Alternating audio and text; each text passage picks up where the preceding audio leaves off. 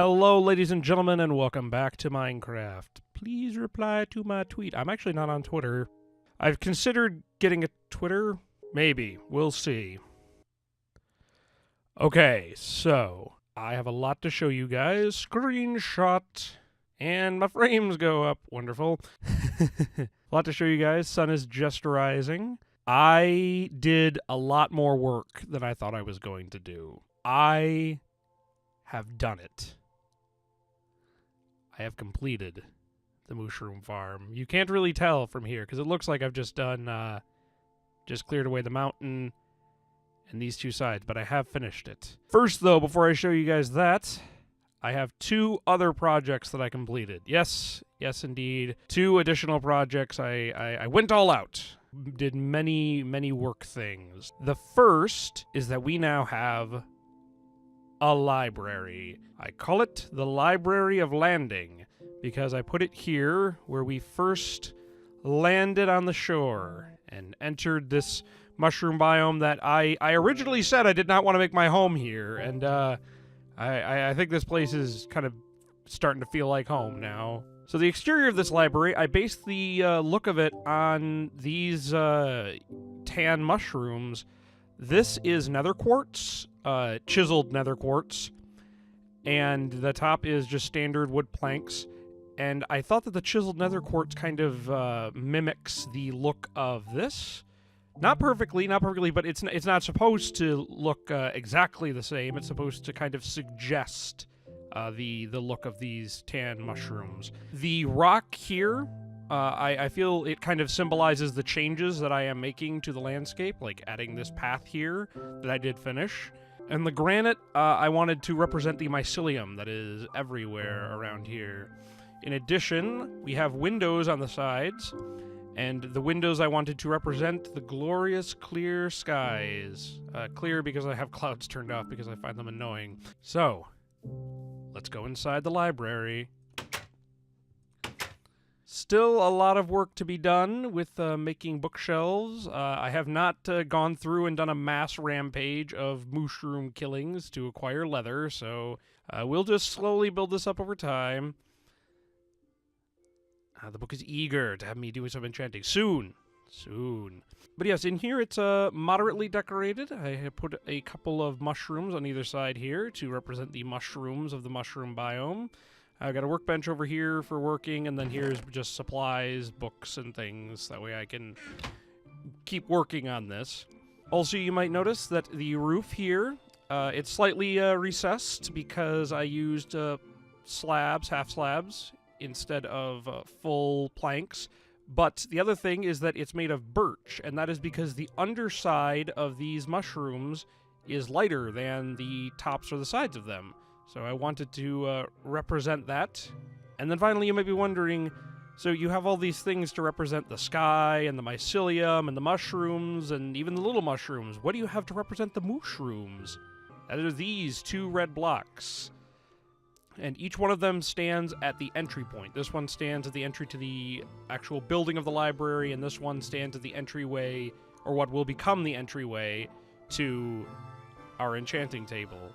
So yeah, I hope you guys like this library. I feel pretty good about it. I think I did a pretty good job building this, and I feel like it does a good job of memorializing how the mushroom biome is, kind of in my mind. It's a place of kind of peace. There's no mobs here, so I wanted the design to be somewhat simple, not anything kind of chaotic or twisty, and that's why I used a lot of light colors in here, and the floor I chose to make out of this white polished diorite, kind of to symbolize the lightness, the peace, the goodness of the mushroom biome, and in its all of its provisions of endless mushroom stew and other great things. So this is our Library of Landing, and I will get to some enchanting. I actually plan on doing that later on in this episode. But first, let me show you another build project. I will get to the Mooshroom Farm in a moment. Before I get to the Mooshroom Farm, I did one other quick build project. This one not nearly as impressive as the library, so I'm stuffing it in the middle. You know, got to do that the update sandwich. And this path I also completed. I did one path of each material. So this one is a diorite path, that one is an andesite path, and then I have a granite path over there. And they all lead off from the section of the bridge that has that material on it. It switches here to being made of stone brick. And that's more has to do with aesthetics. The house here, I have this light colored birch wood and the andesite, and that kind of gets mirrored by this and the sand, so it was more to have this kind of flow together. The diorite just did not look right here. But the other thing I did was I got rid of a lot of our storage, and I dumped everything into lava. No, I built a storage room. So, here is our storage room. I have labeled everything, so we have valuables and tools in here, and we have nether stuff in here, and all sorts of foods, and I even have a thing just for gravel and sand and other falling things. So I guess if I ever collect a whole bunch of anvils, they're all going in here. I don't intend to spend a lot of time down here, but I wanted it to look nice. I went with a very classic Minecraft look.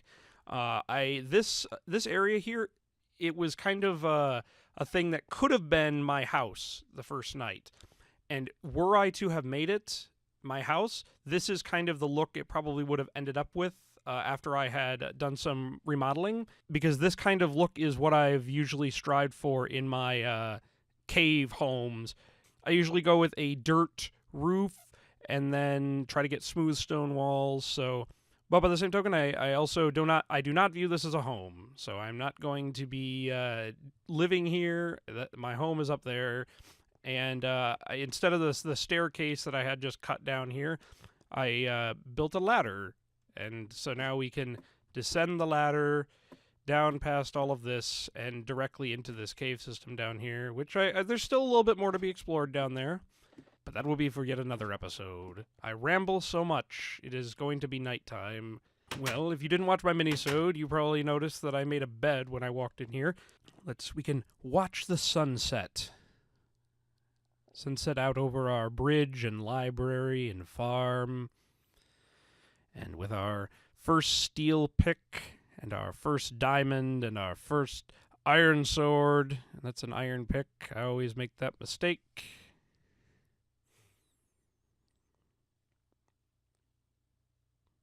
Beautiful sunset.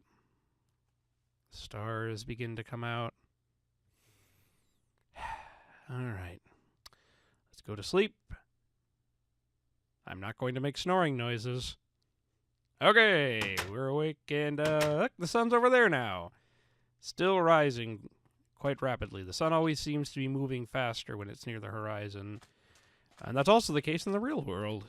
So now, without further ado, let me present to you the completed Mooshroom Farm.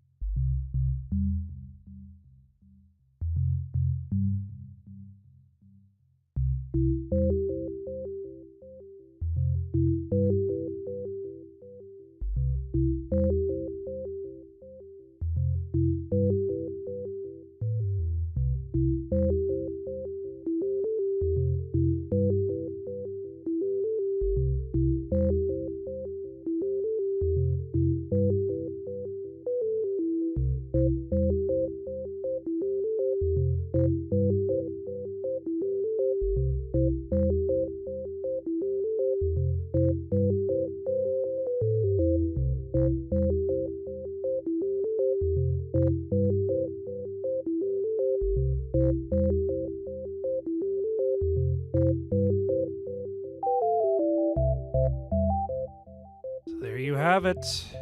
It is done in all of its glory. All of the sides completed.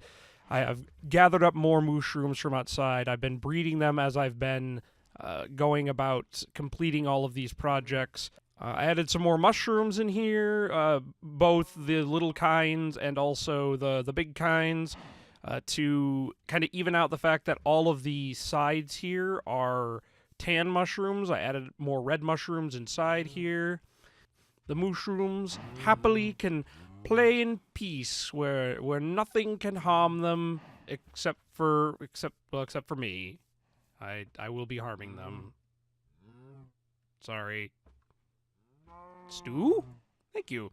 So I did try to leave most of the landscape unchanged. I really liked the natural look of everything in here, but for this, obviously, I had to do a lot of work. Oh, digging this out took forever, but I think it was totally worth it. This is fantastic, and now I will go and show you the view from the lookout. Okay, welcome to the lookout. I put up our lever here, the one that survived all those TNT explosions. I have no idea what I'm gonna do with this, but I thought it was significant. I hoped that it would like open this chest, but it doesn't. So we're gonna have to do some work, some interior decorating in here. I did not complete that, so I suppose the project is not entirely done, but it's pretty much done, and it looks great. All of these wonderful, wonderful mushrooms. And the fencing, I really like. It just seems to fit the acacia and birch, even though it's completely not native to this biome. And I have one more thing to show you guys, but it actually has to be nighttime for it to work. But you noticed there are no torches or glowstone or lava anywhere inside the Mooshroom Farm. The only ones that you could see are the ones on the outside on the fence. But it does have lighting. So once night falls, I'll be able to show you guys how this looks at night, and it's pretty sweet. Okay, the sun is not overhead, so it will be nighttime soon.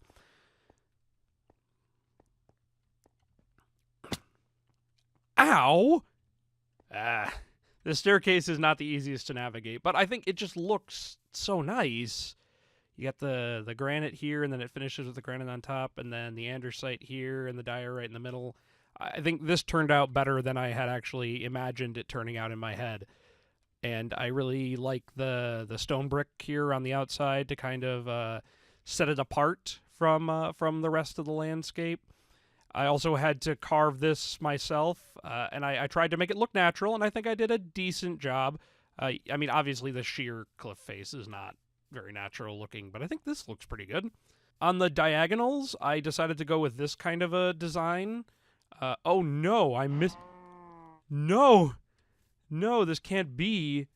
Of all the things, I missed two pieces here, and actually these are supposed to be diorite. Do I have any more diorite up there in my chest? Quick, before night falls, I must complete this. No, I don't have any more diorite. Oh, actually, I think because I did the path later, I think I used all of my diorite in finishing that path, because I actually had to go find more diorite to finish the path. Oh no. Quick, hurry, hurry, over to the storage room. Sprint jumping. Ow! Okay, sprint jumping might have been a bad idea, but faster. Aha! Diorite, polished diorite, yep. Yeah, you can see over there, I stick two pieces of polished diorite around it. Hurry before the night falls. Racing the sun, that's not a good idea. Sun doesn't get tired. But if I get down to 3 hunger joints, I won't be able to sprint.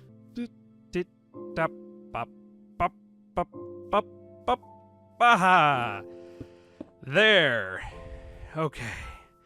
So like I was saying, on the edges here for the diagonals, I decided to go with this kind of a look where you just kind of have an extra piece jutting out toward the outside, and I still stuck fence up on top of it. These corners you cannot go through. I've tried it, and I think I showed that in another video. But night is about to fall, so let's eat some mushroom stew, and I can show you guys the lighting. Actually, I'll do it out on this little, I made it as a divider between the diorite level and the andesite level, but I guess I can consider it to be like a bit of an observation deck almost. So like there's the actual observation room, and this is like an extra one. Okay, so I will now turn around. I will show you guys this without the HUD. I'll do the cool camera move slow thing again.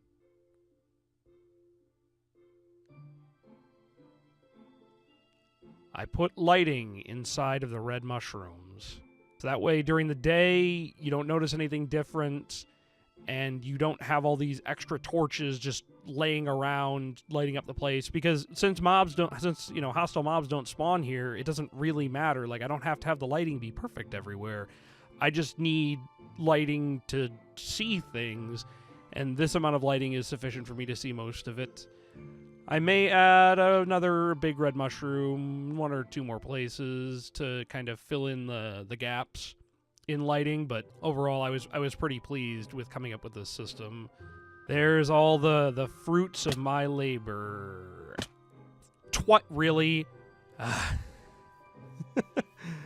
All the fruits of my labor result in me taking fall damage. That's surprisingly accurate. So yes, there are all of the various things that I did. There's the Mooshroom Farm and the storage room and the library, all beautifully constructed, if I do say so myself.